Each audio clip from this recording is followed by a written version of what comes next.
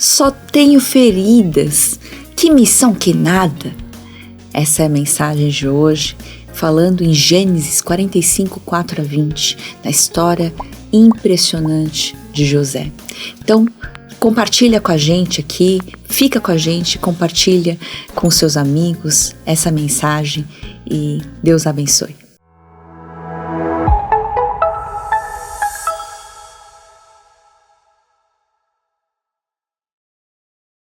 Esse momento a gente vai compartilhar um pouco da mensagem da palavra de Deus.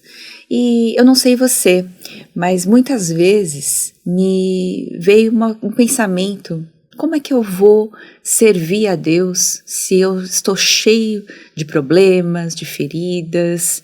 Será que é possível? Será que eu consigo enxergar os outros, enxergar as coisas que Deus está fazendo? Então a mensagem de hoje vai ser: só tenho feridas, que missão que nada. E a palavra a gente vai compartilhar, na verdade, uma parte daquilo que traz a vida de José. Na verdade, Gênesis vai trazer uma grande parte falando de José, a partir do capítulo 37 ao 50, então é uma grande porção de Gênesis que fala de José. Mas por que isso é tão importante? Esse lugar onde José vai estar, para onde ele vai, que é o Egito. Então a gente vai compartilhar um pouco desse momento. Mas nesse momento, a palavra que vem é quando José já está no Egito, e no meio do Egito ele já está ocupando uma posição importante lá, depois de sofrer tanto na vida, e agora ele vai ter um momento especial, um momento de reencontrar os irmãos depois de tanto tempo. E a gente sabe que esses irmãos fizeram muito mal para eles. Eles chegaram a vendê-lo para o Egito. E ele, agora nessa posição, ele reencontrando, a gente vai ver esse texto que fala assim, em Gênesis 45, 4 a 20. Cheguem mais perto, disse José a seus irmãos. Quando eles se aproximaram, disse-lhes: eu sou José, seu irmão, aquele que vocês venderam para o Egito. Agora não se aflijam, nem se recriminem por terem me vendido para cá, pois foi para salvar vidas que Deus me enviou adiante de vocês. Já houve 2 anos de fome na terra, e nos próximos 5 anos não haverá cultivo nem colheita, mas Deus me enviou à frente de vocês para lhes preservar um remanescente nessa terra e para salvar-lhes a vida com grande livramento. Assim, não foram vocês que me mandaram para cá, mas sim o próprio Deus. Ele me tornou ministro do faraó, me fez administrador de todo o palácio e governador de todo o Egito. Voltem depressa a meu pai e diga-lhe: assim diz o seu filho José, Deus me fez senhor do Egito. Venha para cá, não te demores.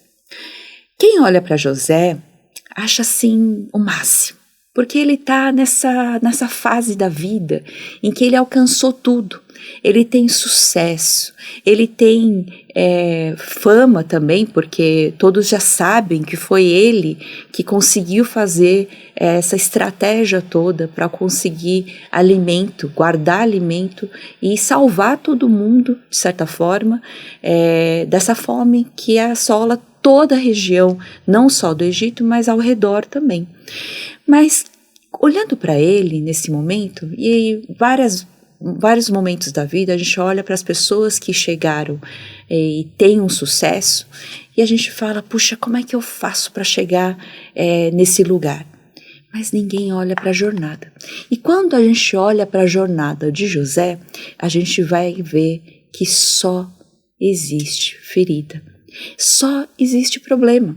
Então, tem tanto problema que se a gente voltasse lá atrás e não conhecesse a história de José, a gente falaria assim: como é possível esse menino sobreviver de tanta dificuldade que ele tem? Agora, é uma questão para se pensar: como reagir ao se deparar com esse passado? Como é que a gente lida com isso? E aí a gente vai pensar um pouco, então, sobre esses problemas. Quais são os problemas que José enfrentou? José enfrentou problemas, por exemplo, com a família. Essa família de Jacó, Jacó ele é um dos patriarcas, então Abraão, Isaac, Jacó, ele já era um gêmeo, ele já teve problemas no sentido de enganar e conseguir as coisas de uma maneira incerta, desonesta, né? Ele vendeu, ele comprou, vamos dizer assim, conseguiu a primogenitura do irmão, conseguiu receber a bênção da primogenitura, enfim, ele já vem de uma situação bem complicada. E agora, Jacó, ele traz isso e passa justamente todos esses problemas para a família dele. Ele tem 2 esposas, né, Lia e Raquel, e também tem 2 concubinas, 2 servas das próprias mulheres, e 4 mulheres, então, e todos esses filhos, 12 filhos. A gente vai ver com esses 12 filhos o que acontece nessa família de tão complicado. A gente vai ver, por exemplo, no capítulo 37, que diz assim: ora, Israel gostava mais de José do que qualquer outro filho, porque ele havia nascido em sua velhice. Por isso mandou fazer para ele uma túnica longa, quando seus irmãos viram que o pai gostava mais dele do que de qualquer outro filho. Odiaram-no e não conseguiam falar com ele amigavelmente. Eu não sei se você já pensou nisso, mas a complicação que é de uma criança viver nesse meio com 11 irmãos, o Benjamim era pequenininho, então talvez nem conte, mas 10 irmãos mais velhos e 3 mães diferentes além da dele, e no meio de tudo isso esse favoritismo do pai. E você perceber que todos os irmãos lhe odeiam. Essa realidade, eu não sei se vocês já passaram por bullying, mas eu já vi muitas vezes isso acontecer, é uma coisa terrível, porque a pessoa fica numa situação de talvez assim, de uma transformação completa da vida da pessoa para o mal. A pessoa nunca consegue mais viver uma vida normalmente. E nesse caso a gente vai ver os irmãos com um ódio tamanho que o coração dele estava empedrado. Sabe aquela pessoa que você odeia tanto que você não consegue nem olhar para a cara? Você, na verdade, queria ver muito longe, ou queria, de alguma forma, assim, talvez um mal para aquela pessoa. E eles não conseguiam, então, falar de uma maneira amigável, falar de uma maneira que, assim, entre irmãos deveria ter essa possibilidade, eles não conseguem nada. Mas você sabe que mais um problema importante que a gente tem que perceber nisso é essa questão da reação. O problema da reação é muito sério, porque a reação que, no caso, José teve, é de aceitar todos esses mimos do pai. Ele era ingênuo, ele era mimado, mas no momento que ele aceita isso, ele complica de uma maneira considerável. Quer dizer, ele não consegue enxergar o problema que os irmãos estão enfrentando, as dificuldades, as dores do outro, não consegue enxergar. E você sabe, mais uma coisa importante, é que essa questão da reação é tão séria, que revela exatamente o que está no seu coração, o que está cheio dentro de você. Quando a gente vai ver, por exemplo, o que Jesus fala, o que sai da sua boca é mais complicado, é pior do que aquilo que entra. Então eles estavam falando sobre aquilo como ele comia, né? E o problema não é o que entra, mas o problema é o que sai. Por quê? Porque mostra justamente aquilo que está cheio, o seu coração, a sua mente, cheio dentro de você. E aí, como é que nós precisamos lidar com essa questão da reação? Você quer saber o que está cheio dentro de você? Então, você precisa ver aquele momento que você não consegue pensar, mas que alguém, assim, puxa um gatilho ou cutuca naquele ponto fraco, naquele ponto difícil na sua vida, e aí você vai perceber qual é a sua reação. É de ira, é uma raiva, é um ódio tremendo, é uma tristeza, o desespero porque você se sente talvez ameaçado, ou talvez você se sinta menor que a pessoa, oprimido, enfim. Você precisa perceber qual é essa reação para ver o que está complicado lá dentro de você. E isso acontecia com José, apesar de não ser uma raiva, mas ele aceitava isso e olha, ele complicava ainda mais, e a gente vai ver lá em Gênesis 37, quando fala assim, quando José tinha 17 anos, ele não era uma criança, mas ele era tipo um adolescente. E imagina esse adolescente que era todo mimado e ele pastoreava lá os rebanhos com os seus irmãos, ajudava os filhos de Bila e os filhos de Zilpa, mulheres de seu pai, e contava, olha o que a Bíblia diz, contava ao pai a má fama deles. Então ele era um dedo duro, ele era uma pessoa assim, daquela que você tem vontade de fazer farinha, sabe? Porque é tão sem noção, mas ao mesmo tempo tão complicado, né?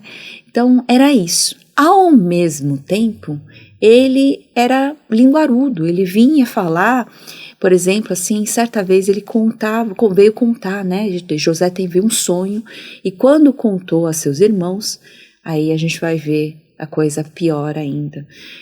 Eles passam a odiá-lo ainda mais. Então você vê como acontece assim uma complicação cada vez maior, mais profunda dessa realidade. E na verdade isso não acontece só com os irmãos, porque os irmãos ficam com ódio, mas quem recebe esse ódio de alguma forma é o José. Mesmo que ele não tenha muito noção, mesmo que ele seja essa pessoa ingênua, ele vai sentir isso na pele. Agora, quando os irmãos chegam a um nível, assim, máximo desse ódio, dessa vontade realmente de matar o irmão. E a gente vai ver, então, que esses problemas só se agravam quando, chegando José, seus irmãos lhe arrancaram a túnica longa, agarraram-no e jogaram no poço, que estava vazio sem água. Quando os mercadores ismaelitas de Midian se aproximaram, seus irmãos tiraram José do poço e venderam por 20 peças de prata aos ismaelitas, que o levaram para o Egito. Então eles chegaram agora num nível assim complicadíssimo de injustiça. Esse favoritismo do pai, esse ressentimento que só crescia a cada dia, essa ruptura familiar chegou a um nível assim máximo. E aí eles ultrapassam todos os limites. Eles tentaram matar, eles pensaram bem e falaram assim, não vamos matar, mas vamos jogar ele para bem longe daqui. Vamos mandar ele para um lugar que nunca mais a gente vai ter que ver esse menino falar das coisas, ou esse menino tirar com a nossa cara, né? Então, eles vão chegar a esse ponto de vendê-lo para os mercadores. E sabe, eles nunca nem pensariam, talvez, o que aconteceu com esse menino, né? Os irmãos, talvez, nem quiseram saber mais dele, de ter notícias dele.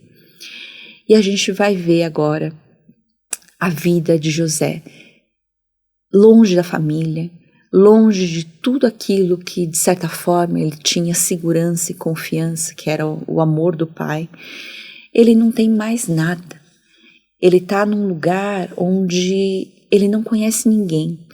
Ele vai para lá numa situação complicadíssima, que é como servo, como escravo mesmo. E quando ele chega lá, é interessante que a gente vai ver acontecer algumas coisas bem diferentes, e ao mesmo tempo que as coisas parecem que vão melhorar de certa forma, porque ele é colocado de tanto que o Potifar olha para ele e fala assim, esse menino é diferente, esse menino parece confiável, e o coloca para administrar a casa. Mas nesse momento, as coisas também, as dificuldades maiores vêm. Porque agora os problemas não são mais familiares, não são mais naquele nicho, naquele lugar pelo menos conhecido. O lugar agora é um lugar complicado, porque é fora de casa, um lugar desconhecido, onde não tem ninguém que possa salvá-lo, não tem ninguém para quem ele possa contar. E nesse lugar ele vai sofrer uma calúnia, uma injustiça e complicações ainda maiores. Vamos ver como é que acontece isso, que a esposa de Potifar, ela calunia, tenta, né, assediá-lo, né, e quando ela não consegue, ela vai falar isso. Então repetiu-lhe a história. Aquele escravo hebreu, aquele lá que vocês nos trouxeram, aproximou-se de mim para me insultar. Mas quando gritei por socorro, ele largou seu manto ao meu lado e fugiu. Quando seu senhor ouviu o que sua mulher lhe disse, foi assim que o seu escravo me tratou, ficou indignado. Mandou buscar José e lançou na prisão em que eram postos os prisioneiros do rei. A única coisa interessante nesse detalhe que a gente precisa prestar atenção é que, apesar da loucura, apesar desse momento assim que a gente pensaria, é inacreditável. Como assim esse menino que parece tão bonzinho, apesar de ele ter passado por tanta coisa, ele conseguiu ganhar a confiança do Potifar, agora passa por um negócio desse? Quem vai poder ajudá-lo? E a gente vai ver esse detalhezinho que Potifar, apesar de tê-lo colocado na prisão, essa prisão é a prisão do rei, é a prisão onde vão os oficiais do rei. Então talvez ele tenha pensado assim, olha, será que é mesmo? Mas por via das dúvidas, eu vou pelo menos colocar nesse lugar que não é tão complicado, tão chumbado, né? Tão ruim assim. E aí, nessa prisão, ele vai passar um tempo que a gente diria assim, que é um tempo de pleno deserto. Não tem mais ninguém. Ele está sozinho, completamente sozinho, injustiçado. Assim, numa situação que, assim, eu não sei você, mas talvez se eu tivesse nesse lugar, será que eu não teria dito, Deus, será que vale a pena viver? Será que desse jeito eu tenho alguma razão, algum sentido em continuar vivendo nessa terra do Egito? E a gente vai ver que não para por aí. Essa complicação não vai só chegar nessa injustiça, na prisão, mas dentro da prisão ele ainda consegue enxergar um pouquinho também uma luzinha, porque o carcereiro fala, olha, esse menino é diferente, esse menino merece confiança, ele é colocado como administrador do cárcere, ajudando o carcereiro. E nesse lugar ele também vai encontrar o padeiro e o copeiro do rei, e ali ele vai ajudá-los a decifrar os sonhos. Mas ele faz um pedido importante e ele é completamente esquecido. Ele fala, olha, copeiro, você que vai ser reposto, você vai voltar ao seu posto lá como copeiro do rei, você pode se lembrar de mim no momento que for oportuno para me tirar daqui? E a Bíblia diz com todos os detalhes, no capítulo 39, o chefe dos copeiros, porém, não se lembrou de José. Ao contrário, esqueceu-se dele. É tão enfático que ele fala 2 vezes. Ele fala, ele não se lembrou e ele se esqueceu. Então a gente vai ver que chega um momento assim tão complicado, tão profundo, mas esse lugar de prisão é o lugar onde Deus encontra com José. Sabe por que a gente pode ver isso? A gente pode ver isso quando vê o que acontece depois. Mas nesse lugar onde ele não pode confiar em absolutamente ninguém, só existe Deus e ele. Nesse lugar em que ele não consegue olhar para ninguém, não consegue falar com ninguém, esse lugar onde nada e ninguém está ao lado dele. É nesse lugar, sozinho, na solitude, nesse profundo pensamento, sobre uma reflexão sobre a vida, sobre ele mesmo, sobre quem ele é, ele tem um encontro especial com Deus. E são esses momentos especiais com Deus, de transformação e amadurecimento, e crescimento e amadurecimento da vida, é que vão fazer completa diferença na vida, na caminhada dele. Então a gente vai ver que esses momentos são muito, muito preciosos e importantes. Sabe por quê? Porque a gente não vai entender muito bem essa lógica de Deus. A lógica de Deus é um negócio muito estranho para a gente. Mas Deus, para ele fechar feridas, ele vai abrir furos muito mais profundos. Às vezes, sabe aquele momento que você fala assim, eu não quero voltar a pensar nisso, me dói demais. Essas lembranças do abuso, essas lembranças de feridas profundas que as pessoas ou a vida deixou, eu não quero lembrar, e a gente joga debaixo do tapete, a gente tenta esconder ao máximo lá no profundo, sem contar para ninguém. Deus traz à tona. Ele vai fazer, sabe o quê? Ele vai abrir assim e fazer como quando tem que fazer uma cirurgia aberta, ele vai colocar a exposição. A gente vai ver isso na prisão injusta. No aprisionado, ele ficou aprisionado por 2 anos, pela tentação, pela acusação falsa, pelo desemprego, pelo acaso terrível. Ele vai passar por mais patadas na vida. E isso é muito, muito interessante, porque é um tempo importante, apesar de não ser gostoso, não ser bom, é um tempo muito precioso e importante na vida dele, em que Deus vai usar para fechar as feridas.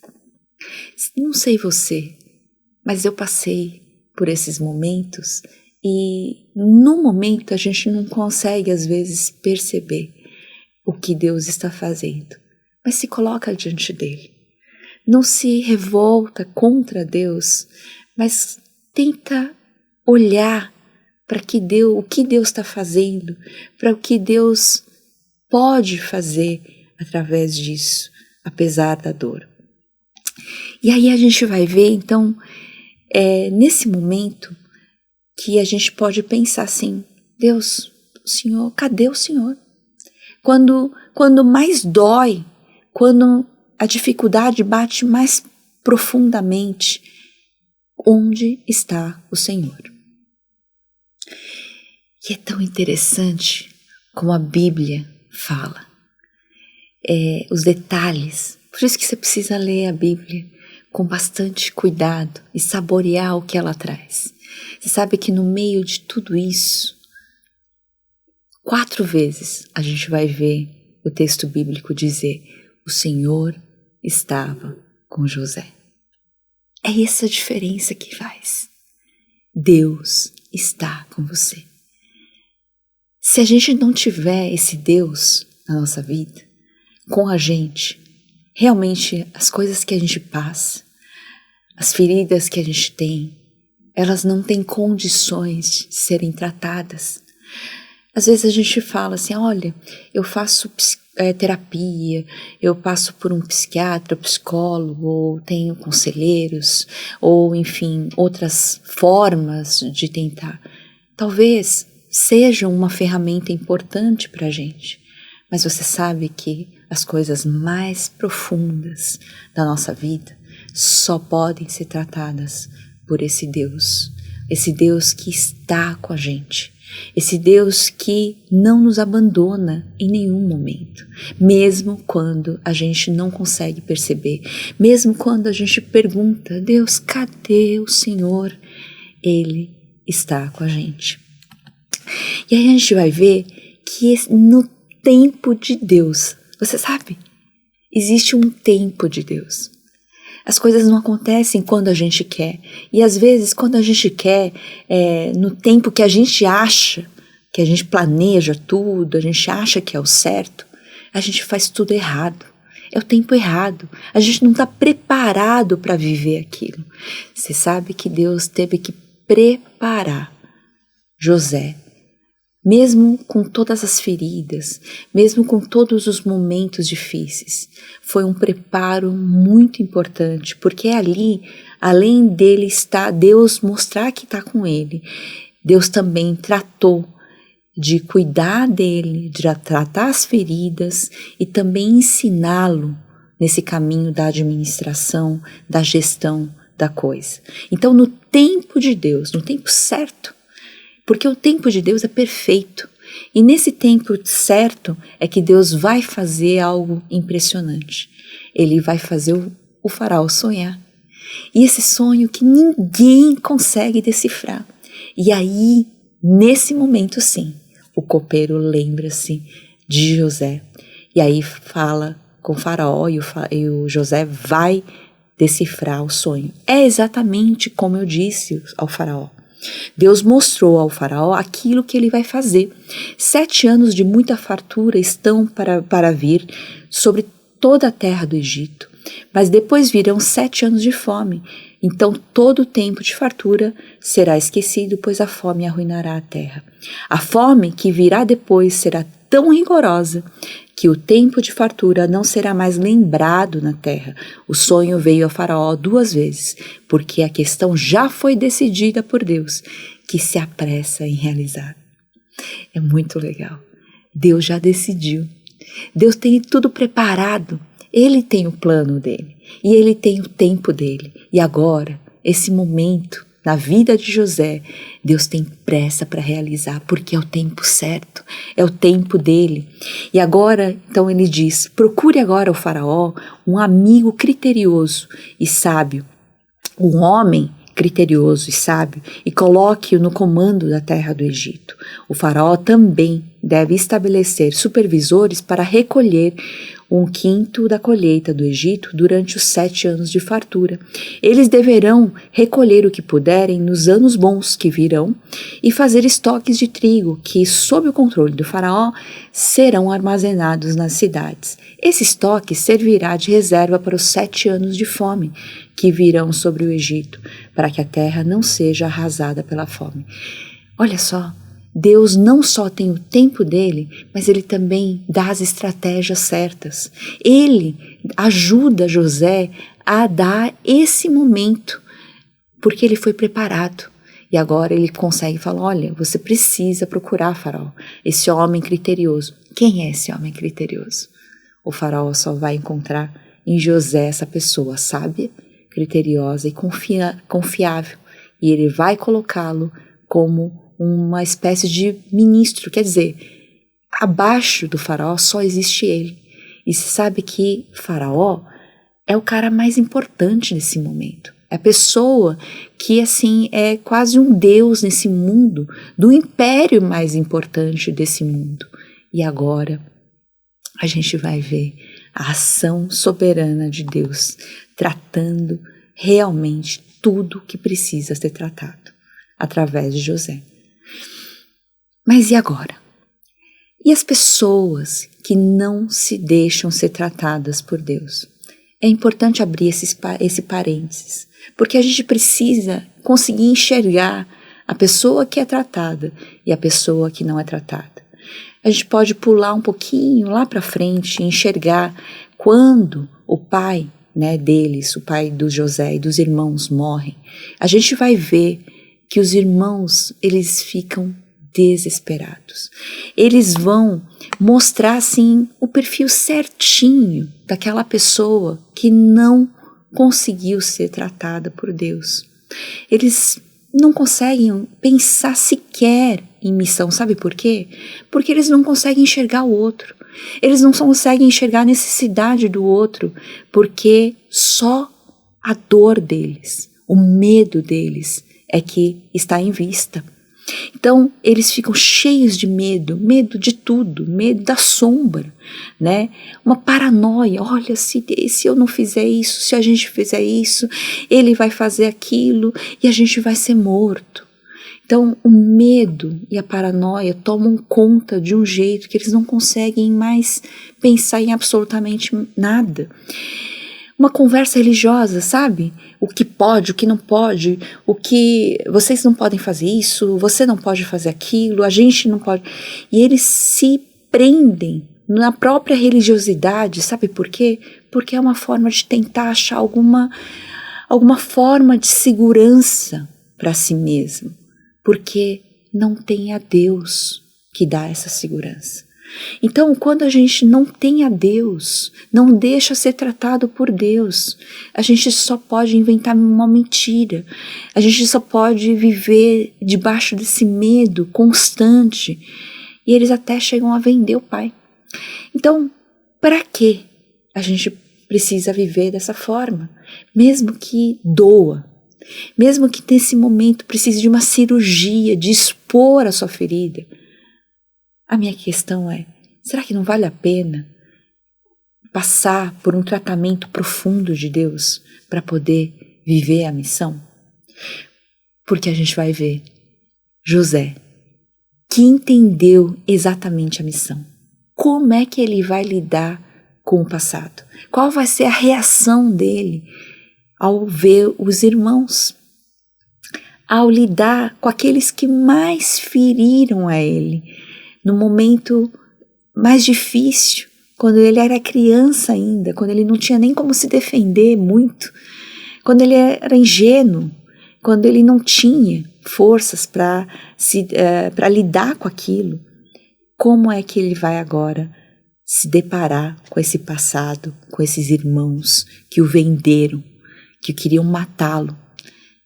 Ele vai fazer o seguinte, ele vai dizer, agora não se aflijam, nem se recriminem por terem me vendido para cá, pois foi para salvar vidas que Deus me enviou adiante de vocês. Ele tem uma visão clara.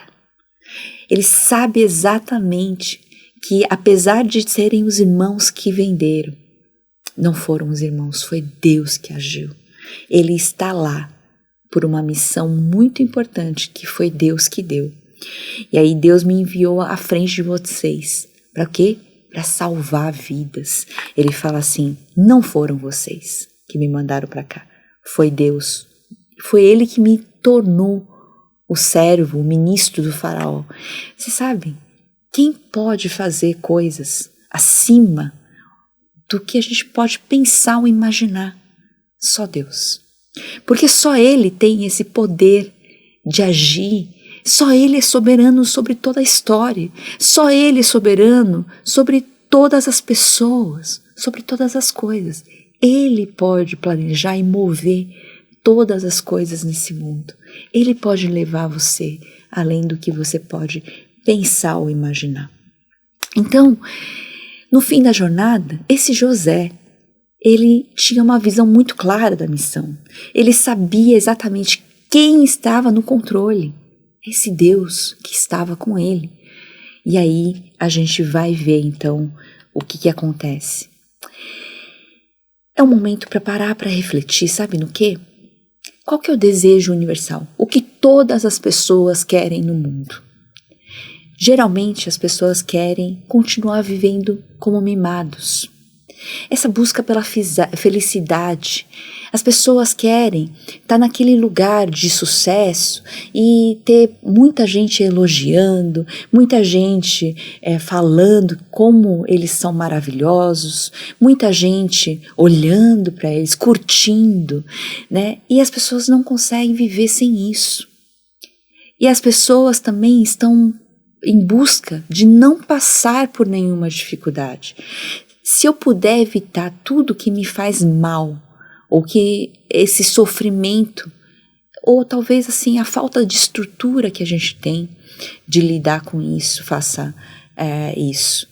Mas isso causa um problema maior, que é o despreparo para a vida, para lidar com as situações da vida, para conseguir responder, reagir bem às coisas da vida.